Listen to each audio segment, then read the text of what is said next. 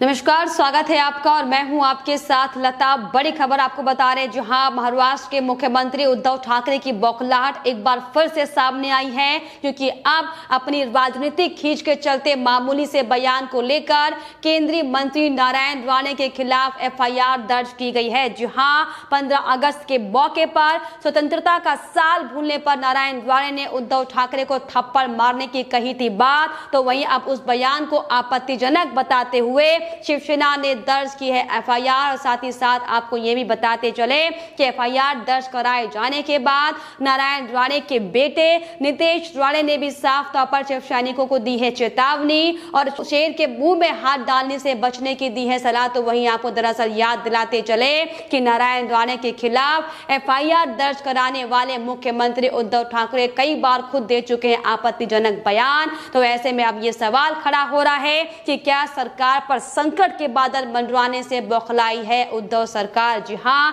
एक बार फिर से महाराष्ट्र के मुख्यमंत्री उद्धव ठाकरे की बौखलाहट सामने आई है, क्योंकि वो मुख्यमंत्री जो खुद ना जाने कितनी बार लोकतंत्र की हत्या करते हुए आपत्तिजनक बयान दे चुके हैं। और अब उन्होंने राणे के मामूली से बयान को तोड़ मरोड़ कर पेश करने के बाद उनके खिलाफ कार्रवाई करने को लेकर काम किया है, कार्रवाई करने का। और यही नहीं, नासिक क्राइम ब्रांच को चिपलून जाकर केंद्रीय मंत्री नारायण राणे को गिरफ्तार करने के भी आदेश दिए गए हैं। जी हां, दरअसल आपको बता दें कि 15 अगस्त के मौके पर जब महाराष्ट्र के मुख्यमंत्री उद्धव ठाकरे स्वतंत्रता दिवस के खास मौके पर अपना संबोधन कर रहे थे, उस दौरान उद्धव ठाकरे स्वतंत्रता दिवस का साल तक नहीं उन्हें याद था, जिसके बाद वो अपने सहयोगी से पूछते हुए दिखाई पड़े थे कि क्या कौन सा ये साल है और देश को आजाद हुए कितने साल हो गए हैं, जिसको लेकर अपनी जन आशीर्वाद यात्रा के दौरान नारायण राणे ने उद्धव ठाकरे पर जमकर हमला बोला था। उन्होंने साफ तौर पर साल भूलने पर नारायण राणे ने उद्धव ठाकरे पर बयान देते हुए साफ तौर पर यह कहा था कि यह शर्मनाक है कि मुख्यमंत्री को यह नहीं पता कि हमें आजाद हुए आखिर कितने साल हो गए हैं। उनके भाषण के दौरान उन्होंने पीछे मुड़कर अपने सहयोगी से पूछा था, अगर मैं वहां पर मौजूद होता तो उन्हें जोरदार थप्पड़ मारता। और इस बयान को लेकर अब लगातार उद्धव ठाकरे महाराष्ट्र में राजनीति करते दिखाई पड़े हैं। लगातार अब नारायण राणे के खिलाफ अलग अलग जगह पर एफआईआर दर्ज करने के साथ ही उनकी गिरफ्तारी को लेकर पुलिस को आदेश दिए गए हैं। जी हां, दरअसल आपको बताएं कि नारायण राणे के खिलाफ आईपीसी की धारा 153 और 505 के तहत एफआईआर दर्ज की गई है, जिसपे नासिक, पुणे और महाड़ में एफआईआर दर्ज की गई है और साथ ही साथ गिरफ्तारी को लेकर भी वारंट जारी किया गया है। दरअसल ये सिर्फ महाविकास आघाड़ी सरकार की बौखलाहट है, क्योंकि जिस तरीके से एक के बाद एक महाराष्ट्र में बड़े खुलासे उद्धव सरकार के खिलाफ हुए हैं, किस तरीके से अनिल देशमुख, जिन पर वसूली कांड को लेकर लगातार सीबीआई और ईडी की टीमें जांच कर रही हैं, वो कब से फरार है, लेकिन इस पर जवाब देने की बजाय उद्धव ठाकरे बौखलाते हुए दिखाई पड़े हैं। और अब जब उन्हीं की लगातार आलोचना बीजेपी के नेताओं की ओर से की गई है, जब स्वतंत्रता दिवस का साल ना याद रखने को लेकर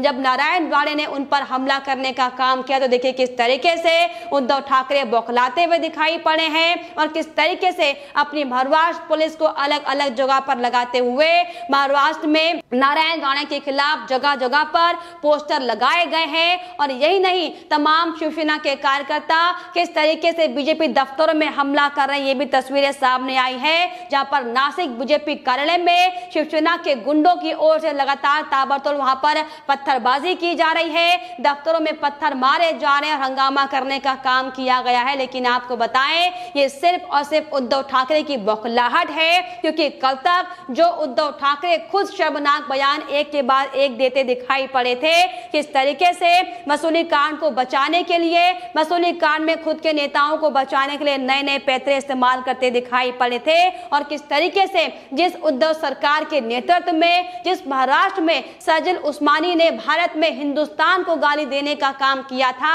लेकिन वो उद्धव ठाकरे के लिए आपत्तिजनक नहीं था, क्योंकि जिस तरीके से सज्जन उस्मानी शर्मनाक बयान देते हुए ये साफ तौर पर दिखाई पड़ा था कि हिंदुस्तान में हिंदू समाज सड़ रहा है, लेकिन इस पर उद्धव ठाकरे की ओर से कोई कार्रवाई नहीं की गई। लेकिन अब जब साफ तौर पर उद्धव ठाकरे को आईना दिखाने का काम बीजेपी के नेता बार बार करते हुए दिखाई पड़ रहे हैं, तो साफ तौर पर उद्धव ठाकरे की बौखलाहट सामने आ रही है, क्योंकि अब जिस तरीके से तमाम महाराष्ट्र में अलग अलग पार्टियां बीएमसी के चुनाव को लेकर जमीन पर काम कर रही हैं, यही दरअसल बड़ी वजह है कि उद्धव ठाकरे जो अपनी दिखावटी वाली छवि है उसको खराब नहीं करना चाह रहे हैं, और इसीलिए अब जो बीजेपी की ओर से लगातार एक के बाद एक हमले उद्धव सरकार पर, उद्धव ठाकरे पर और उनकी मंत्रियों पर जो किए जा रहे हैं, इसको लेकर इस पर आपत्ति वो बार बार जताते हुए दिखाई पड़ रहे हैं, और बेबुनियादी बातों को लेकर मामूली से बयान को आपत्तिजनक बताते हुए अपनी महाराष्ट्र की पुलिस से कार्रवाई करते हुए दिखाई पड़ रहे हैं। ये वही उद्धव ठाकरे हैं जो खुद अलग अलग अन्य प्रदेशों के मुख्यमंत्रियों के लिए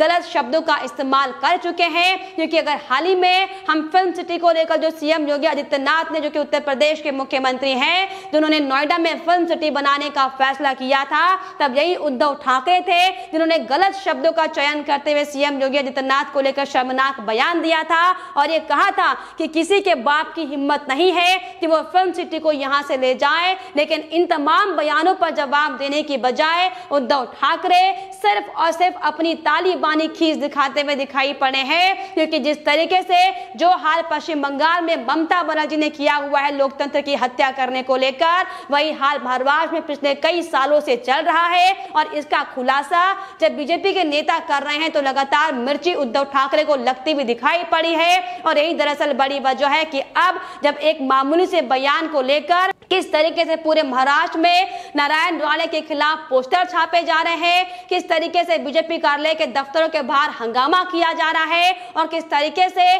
बीजेपी कार्यकर्ताओं से भिड़ने का काम ये तमाम शिवसेना के नेता करते हुए दिखाई पड़े हैं। लेकिन आपको बताते चले कि ये सिर्फ और सिर्फ महाविकास अघाड़ी सरकार की बौखलाहट है, क्योंकि इन तमाम बयानों को लेकर इनकी निंदा करने के बजाय महाविकास अघाड़ी सरकार के मंत्री, तमाम बड़े बड़े नेता अपने सीएम के बचाव में सामने आते हुए दिखाई पड़े हैं, जिसमें एनसीपी प्रवक्ता नवाब मलिक का भी शर्मनाक बयान सामने आया है। उन्होंने ये कहा है कि नारायण राणे ने जिस तरीके से एक सीएम के खिलाफ बयान दिया है वो सीएम का नहीं बल्कि राज्य की जनता का भी अपमान है। इसके साथ ही उन्होंने ये भी कहा कि बीजेपी के नेता के खिलाफ कानूनी कार्रवाई होनी चाहिए, और इसके साथ ही ये आरोप लगाया दरअसल कि बीजेपी महाराष्ट्र में भी पश्चिम बंगाल जैसा माहौल बनाने की कोशिश कर रही है, जबकि माहौल पश्चिम बंगाल जैसा बनाने का कौन महाराष्ट्र में काम कर रहा है तस्वीरें सबके सामने है। और यही नहीं, इसी कड़ी में शिवसेना सांसद विनायक राउत ने भी प्रधानमंत्री को दरअसल इस पूरे मामले को लेकर चिट्ठी लिखी है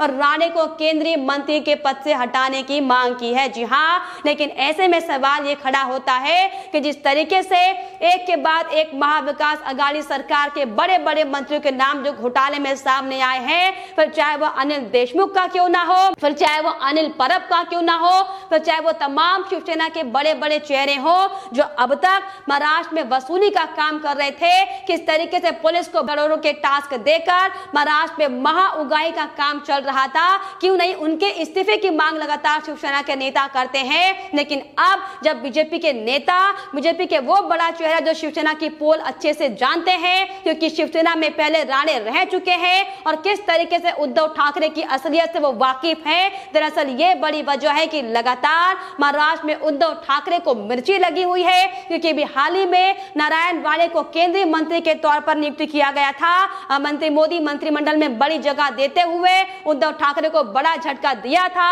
और अब जिस तरीके से जन आशीर्वाद की रैली में जो बीजेपी को जनता का सपोर्ट मिल रहा है, ये तमाम बड़ी वजह है जो महाराष्ट्र में उद्धव ठाकरे बौखलाए हुए हैं, और इसीलिए तमाम तरह की बातें खुद करने के बावजूद भी बीजेपी के नेताओं पर झूठे आरोप लगाए जा रहे हैं। लेकिन आपको बता दें कि अब नारायण राणे ने साफ तौर पर आरोपों के बाद अपनी प्रेस कॉन्फ्रेंस की है और उद्धव ठाकरे को आईना दिखाने का काम किया है। जहां नारायण राणे ने तमाम अलग अलग पुलिस स्टेशनों में एफआईआर दर्ज करने के बाद अपनी उन्होंने प्रतिक्रिया दी है। उन्होंने साफ तौर पर बयान देते हुए कहा है कि मुझे इस बात की कोई जानकारी नहीं है कि मेरे खिलाफ एफआईआर दर्ज की गई है। मैं कोई आम आदमी नहीं हूं और मैंने कोई अपराध नहीं किया है। 15 अगस्त के बारे में कोई नहीं जानता तो क्या ये अपराध नहीं है? मैंने कहा था कि मैं थप्पड़ मार देता, लेकिन ये सिर्फ एक शब्द भर है, ये मेरा अपराध नहीं है। तो वहीं इसी कड़ी में नारायण राणे के बेटे नितेश राणे ने भी साफ तौर पर शिव सैनिकों को चेतावनी दी है। उन्होंने शेर की माद में घुसने से बचने की सलाह देते हुए साफ तौर पर ट्वीट करते हुए कहा है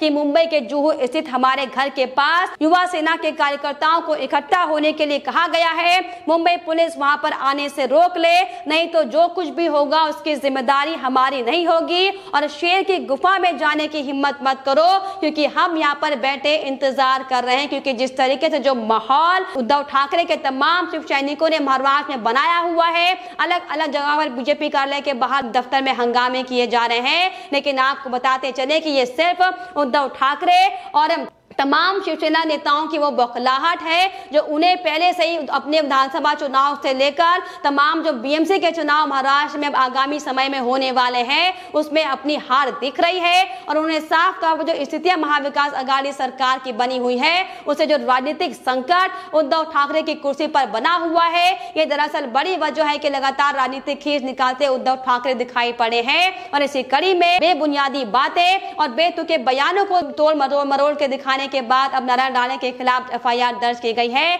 लेकिन आपको बताएं कि बार बार ये सवाल खड़ा हो रहा है कि क्या अब जो तमाम लोकतंत्र की हत्या उद्धव ठाकरे महाराष्ट्र में करते हमेशा दिखाई पड़े हैं, क्या इसको लेकर उद्धव ठाकरे इस्तीफा देंगे या फिर सरकार पर जो संकट के बादल लगातार आते हुए सामने दिखाई पड़े हैं, ये इसकी बौखलाहट उद्धव सरकार दिखाते हुए नजर आ रहे हैं। लेकिन फिलहाल इस पर आपकी क्या राय है, हमें कमेंट बॉक्स में जरूर लिखिएगा। साथ ही साथ हमारे चैनल को सब्सक्राइब करना भी ना भूलें।